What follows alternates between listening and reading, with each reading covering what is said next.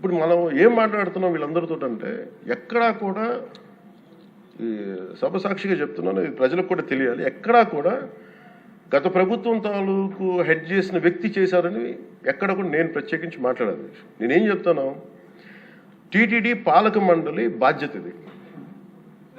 మీరు కూర్చోబెట్టి మీరు బాధ్యత తీసుకొని వాళ్ళ పార్టీ ఆ ప్రభుత్వం స్థాపించినప్పుడు వాళ్ళ నియమించిన పాలక మండలి వాళ్ళు చేసిన తప్పులకి సింపుల్ ఏం చేయాలి అధ్యక్ష, ఒక ఇంటర్వ్యూలో కూడా నన్ను అడిగితే నేనేం చెప్పానంటే you mean to say you going to blame the person who headed the last government అంటే my intention is not that.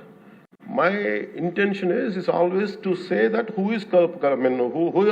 did this, who are the perpetrators. A perpetrators is more or less they are the TTD board. Let them be accountable for that.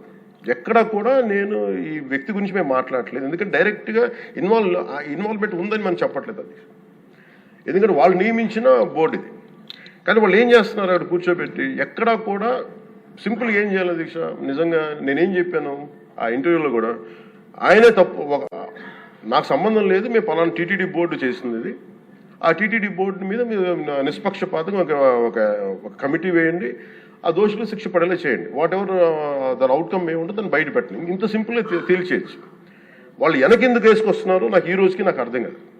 ఈ రోజుకి వెనకేసుకు రావాల్సిన అవసరం లేదు. Very clear cut report ఇచ్చింది. ఇందులో కంప్లీట్గా అసలు నెయ్యి లేకుండా వీళ్ళు నెయ్యి తయారు చేశారు.